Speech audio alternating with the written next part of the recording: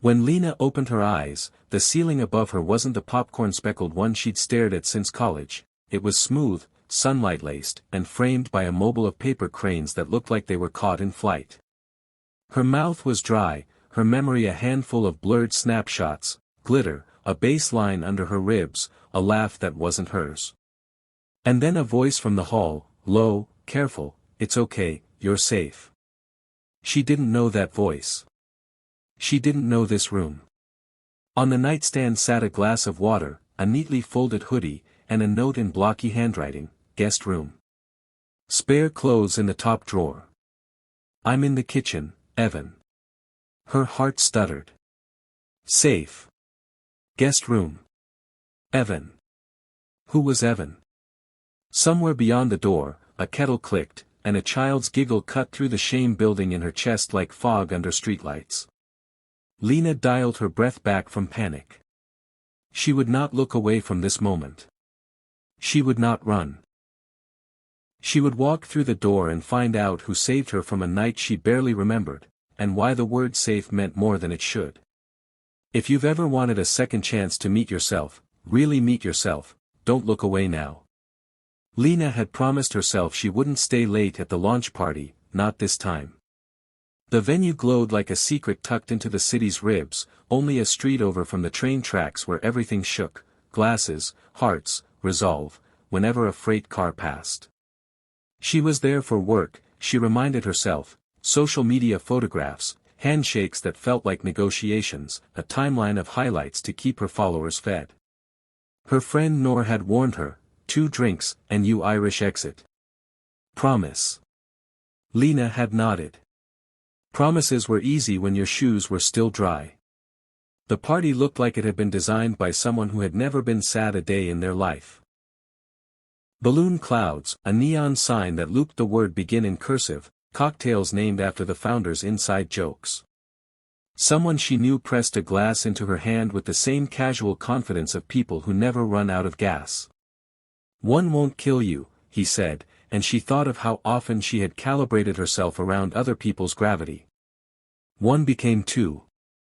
2 became a laugh she didn't recognize coming from her own mouth. She danced. She forgot to check the time. She remembered the smoothness of the bar and the way the world leaned. She remembered the bathroom line like a pilgrimage. She remembered thinking, leave now. And then, nothing. A jump cut. A blackout edit. A place where the film melts. The next frame was waking up under paper cranes. She sat up carefully, half expecting the room to spin. It didn't. Her head ached softly, like a bruise. The note on the nightstand steadied her. She pulled the borrowed hoodie over her head. It smelled like laundry detergent and the faintest trace of something woodsy, and opened the door. The hallway walls were a gallery of crayon drawings, a purple cat riding a skateboard, a family of stick figures with enormous smiles, a rainbow that didn't stay inside the lines. The house was gentle. That was the word that came to her. Every surface spoke in a quiet voice. In the kitchen, a man stood at the stove, sock-footed, hair a little wild in the way hair gets after sleep and responsibility have wrestled all night. He turned at the sound of her steps, and the relief that crossed his face was immediate and unguarded. "Morning," he said. "I'm Evan. You're okay." Then, as if he remembered the world's rules a beat too late, he added, "Coffee? Or tea?" "I made both." A small girl sat on a stool coloring with fierce concentration. She looked up at Lena with the frank curiosity of children who haven't been taught yet to pretend they aren't curious. "I'm Ruby," she announced. "Daddy said you got sick. We have toast." Lena swallowed. Thank you," she said. "For everything." Her voice snagged on the word everything, because what even went into the stew of that? Her safety. Her dignity preserved in the carefulness of a stranger. Her body where she left it. Evan plated toast and slid it toward Ruby. "A friend brought you here last night," he explained, turning to Lena again. "You were sick and not making much sense. You had your phone unlocked on the rideshare app, but your current address was a P.O. box and a coffee shop. Your friend, Noor, she was juggling 2 other people and a dead phone. Long story short, we live 2 blocks from the venue, I had a sober night, and the guest room is child-proof. It was the best option. He paused, then added quickly, you were fully clothed the whole time. I stayed in the hall when you changed into the sweats. Doors open. My sister is a nurse, I called her for instructions. We kept everything above board. The way he anchored each sentence with careful specificity loosened something tight in Lena's spine. Shame was a fast architect. It could build a cage in an hour, reinforce it with iron certainty, and lock you inside. Evan's details stripped that structure screw by screw. I'm sorry, she said, the apology unwinding from somewhere far older than last night. I don't usually, she stopped. The sentence was flimsy. She did sometimes when she felt like the world's noise needed drowning. Evan waved a hand with a kindness that did not excuse, but did not condemn. You're here now, he said. And you're safe. Do you want a ride home? Or we can call Noor to meet, whatever feels best. Lena's eyes flitted to Ruby, who was drawing a flower that refused to be contained by the page. I don't want to scare your daughter, she said softly. Ruby shrugged without looking up. I've seen scarier, she said. Once I saw a pigeon chase a man. She considered this, then added, he had a baguette. Evan laughed, surprised. The pigeon story is true, he admitted. Something like a smile tried on Lena's face and decided to stay. She took the mug of coffee, wrapped her hands around it, and let the steam lift the panic from her skin. Why paper cranes? She asked, nodding toward the hall. Evan glanced toward the mobile, as if slightly startled to see his own life reflected back. Ruby and I made them when my ex moved states, he said. She read somewhere that 1,000 cranes is for luck. We didn't make 1,000. But we made enough to feel like we might be okay. There it was. Single dad. The phrase arrived without fanfare, and Lena felt her mind do the math, a guest room because someone left, kitchens that teach you how to care for a heart, the precision of kindness that comes from practicing it. Thank you, Lena said again, and this time she wasn't apologizing for last night, she was thanking the architecture of this house, of this kitchen, of these people who had built something sturdy enough to hold a stranger. They ate toast. The kettle clicked again. Somewhere a neighbor's lawnmower coughed awake. Normal morning sounds, like stones you could step on to cross a fast river. When Lena's phone finally buzzed to life, it was a flurry of messages, Noor's frantic check-ins, a blurry photo of Lena's half-finished drink like evidence from a crime scene, an Uber receipt she didn't remember ordering but that must have been for someone else. She texted Noor first, I'm okay. At a safe place. Call when you wake up. Then she took a breath she hadn't realized she'd been holding and looked up. If it's okay, she asked, could I, just sit here a while? My apartment's going to be loud with how quiet it is. Evan understood. Stay, he said simply.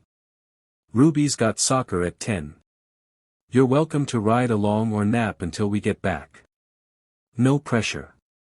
Lena surprised herself by saying, I'll come. Shock traveled the room like a small weather system. But then Ruby lit up and declared, you can be our cheer. We only have 3. By noon, Lena had learned that 7-year-olds treat soccer like a constellation of small comets colliding with big hopes. She had yelled herself hoarse in the least glamorous way possible.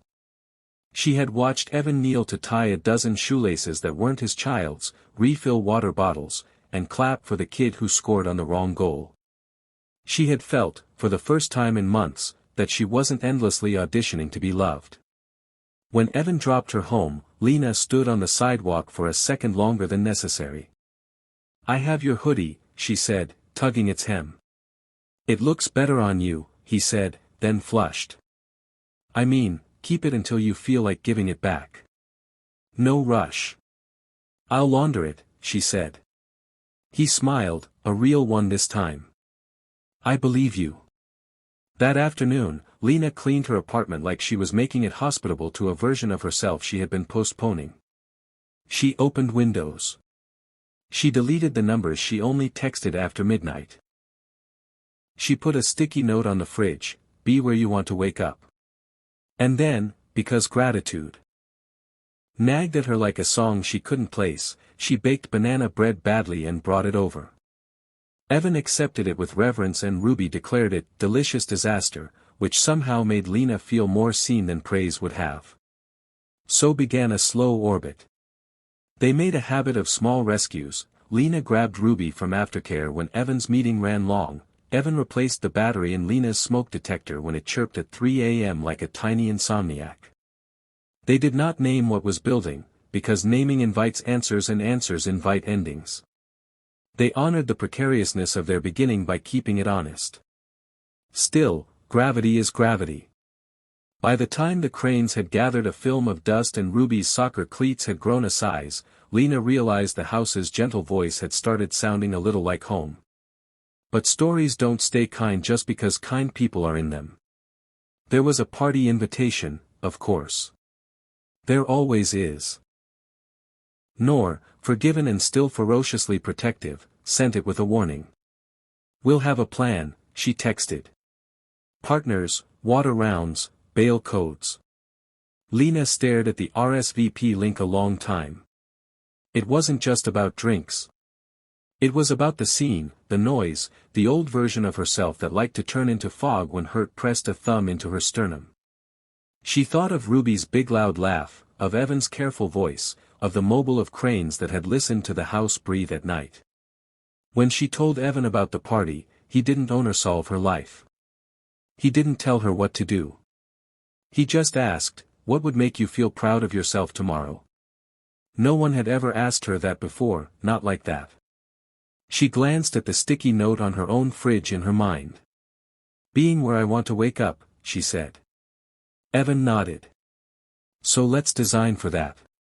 They drew up a plan like they were building an escape room. Arrival time, exit time, a drink ticket swap for seltzer, a code word that meant, "Please come get me." He would be a phone call away, but not a leash. She would be the first one to say, "No, thanks," and mean it.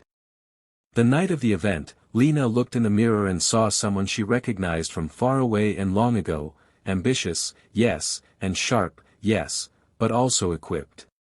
She drew a breath and felt it fill all the way to the edges. She didn't get drunk. She didn't even get close. There were moments, of course.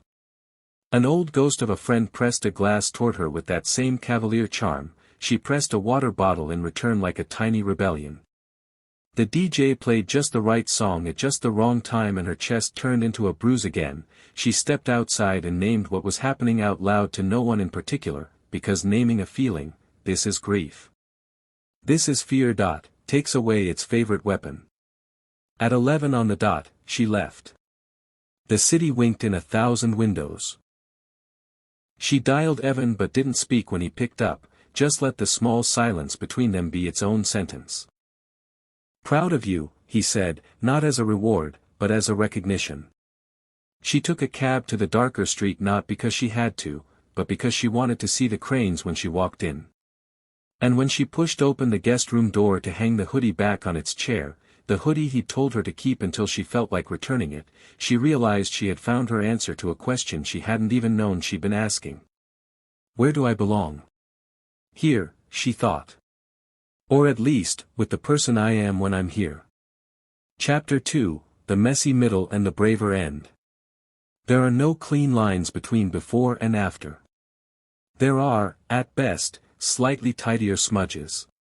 The week after the party that wasn't a crash, Lena got a campaign at work that would double her income if it went well and destroy her calendar if it didn't. "We need you on the late-night push," her manager said, handing over a brief like a gospel. "Also weekends." Evan nodded when she told him. "Okay," he said. "So your life is about to turn into a Tetris level." Ruby, listening from the couch with the solemnity of an owl, suggested, we can eat dinner like a picnic, fast. And I can help with laundry by making forks. Strategic thinking ran in the family. For a while, it worked. Lena stacked her days like careful bricks: work, errands, a run that felt like shaking gravel loose from her chest, dinners at Evan's where Ruby insisted everyone go around the table and say what made them braver that day. Lena started telling the truth in those circles. I said no to a client who wanted me to work for exposure. I told Nor I was anxious about the launch instead of making a joke. I remembered to drink water. But then life, as it does, got louder. Evan's ex went from an occasional text to a sudden call, an opportunity out of state that might become permanent, a schedule that would pull Ruby across 2 time zones for longer stretches. The discussion was civil until it wasn't, and even then it was civil by choice, which is its own kind of athleticism. Evan kept his voice steady on the phone, but Lena saw the way his hands curled at his sides like he was trying to hold his heart inside his ribcage. The night the custody proposal came through in a PDF that felt colder than winter, Lena found him in the doorway of Ruby's room. The cranes shushed the air. Ruby slept the complete sleep of children whose parents are handling monsters while they dream. Lena stood beside him and did not offer platitudes, because sometimes kindness is a silence that makes room. I don't want to be the dad who says no to her mom's life, Evan whispered. But I also don't want to be the dad who says yes to my daughter seeing me less. I want to be the dad who doesn't make his kid carry his choices. There was no map for that. Okay, Lena said finally. Then let's ask what future Ruby would thank present Evan for. He huffed out a breath that was nearly a laugh. Therapy, Lena, he murmured. No, just, the questions you asked me are borrowed, she said. What would make you proud in 10 years? He looked again at his sleeping daughter, at the cranes wrapped in night. That I fought for the most boring, stable, relentlessly warm life for her, he said. The kind you only notice when it's gone. Then we fight for boring, Lena said. Paperwork boring. Lawyer boring. Grocery lists boring. Calendar boring. She put her hand in his, quickly, like she was approaching a wild animal, and when he didn't flinch, she left it there. Brave is not always big.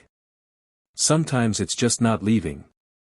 The next weeks became a collage of small endurances, negotiating visitation with schedules like Rubik's Cubes, teaching Ruby to read a calendar so she could count sleeps, building new rituals for goodbyes and hellos. They made a Ruby map on the fridge with magnets: Mom house, Dad house, Grandma week, back again.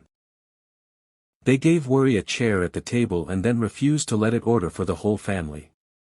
One Friday, after a long day of emails that sounded like they were written by robots trying to impersonate humans, Lena came home to find the hoodie she'd returned hanging on the back of her chair again, with a note pinned to it, "For days that feel like other people's weather." She sank into the couch and cried, not from sadness but from feeling permitted. Later that month, the campaign at work misfired. A minor PR hiccup, a typo that was very funny unless you were the person whose job it was to make sure there were no typos, became a trending screenshot. Her manager took the hit publicly and privately took it out on her. The old Lena would have curled herself into apology so tight she'd disappear. The newer Lena took the elevator down 12 floors, walked around the block, called Nor, and rehearsed a sentence until it fit in her mouth. Back upstairs, she said it. I made a mistake, I'm fixing it, and I won't be spoken to like that again. She said it without the tremble of asking permission. Her manager blinked, recalibrated, and, miracle, apologized. Tiny revolution, floor 12. That night, Evan made dinner that tasted like a hug: tomato soup, grilled cheese, a peach cut into moons. Ruby made place cards with their names and an extra one that said courage and set it on the table like an honored guest. They didn't talk about romance, not directly. They talked about us in a way that agreed to be careful with Ruby's heart first and their heart second. They put parenthood on the front burner and let everything else simmer. They stopped saying, maybe someday, and started saying, the kind of someday that doesn't rush anyone. Then got blindsided anyway. Evan's ex got sick unexpectedly, a surgery, not life-threatening but inconvenient in a way that pulled Ruby's schedule like taffy. Lena saw a fear in Evan she hadn't seen before, the fear of having to be two people at once. He looked at his calendar like it was a wall he couldn't climb. "I can help," Lena said. They dusted the cranes and rehung them a little higher. They replaced the sheets with ones Ruby called ocean blue. They added a small bookshelf because even guest rooms deserve a story. Lena held the hoodie a moment before putting it into the closet. "I used to think this room was where you went when you messed up," she admitted. Evan shook his head. "This room is where people land." They stood in the doorway like people admiring a tiny gallery.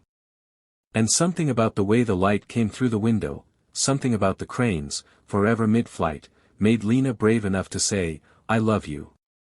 She hadn't planned to say it. She had planned to let life make room until the words fitted themselves in the shape of a normal day. But sometimes the truest things arrive unannounced. Evan exhaled like a held note resolving. He didn't rush. He walked over, brushed a stray hair from her cheek, and said, "I love you, too." In the way that remembers there's a third person in the room even when she's at her mom's house. In the way that votes for boring, for steady, for showing up. Ruby, who had been in the hallway playing teacher with a clipboard, popped her head in. "Did you do it?" she asked, delighted by her own omniscience. Lena laughed, wiping her eyes. "We did a thing," she admitted. Ruby solemnly wrote something on her clipboard and announced, "Gold star." There were no fireworks after that, just dinners where no one had to perform, weekends that didn't apologize for naps, and a shared calendar whose alerts felt like little love notes. Lena still went to parties sometimes, but she went like a person with a home to return to, a set of sentences to use when the room got too loud, and a hand she could call if she needed a bridge. Months later, Lena posted a photo no one expected. A picture of her kitchen windowsill with a single paper crane perched on it, ocean blue guest sheets peeking into the corner, and two mugs steeping tea like patience. The caption read, "Begin again. Begin better." The comments flooded in with heart emojis and questions and noise. She turned off her phone and let the quiet be the answer. On the anniversary of the morning she woke under those cranes, they didn't throw a party. They made banana bread that was still a little terrible and ate it on the couch. Ruby declared it an improved disaster, which in their house had become a compliment, an acknowledgement that progress rarely looks like perfection. Before bed, they stood under the mobile one last time. It rustled in the air from the open window. "Do you think we'll ever make 1,000?" Ruby asked. Evan looked at Lena with the same question, and Lena, remembering that first note on the nightstand, the first coffee, the first soccer game, said, "We already did. It just took the shape of days." If you've ever woken in a room that isn't yours, if you've ever felt the weight of your own life like a jacket 2 sizes too big, know this, you can change without erasing who you were. You can pick a future self and start making superstition into practice, one crane, one choice, one breakfast at a time. They turned off the light. The cranes hung there, still and almost flying, keeping watch over a guest room that had stopped being a place of emergency and started being a room inside a home. And the house, gentle as the first hour after rain, slept, full of the kinds of beginnings that don't need neon signs to be true.